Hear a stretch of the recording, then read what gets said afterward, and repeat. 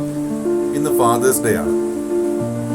രാവിലെ 5th സ്റ്റാൻഡേർഡിൽ പഠിക്കുന്ന എൻ്റെ മകൾ യുക്ത പാർവതി എനിക്ക് നൽകിയ സർപ്രൈസ് ഗിഫ്റ്റ്, അത് നിങ്ങളുമായി ഞാനിന്ന് പങ്കുവയ്ക്കുകയാണ്.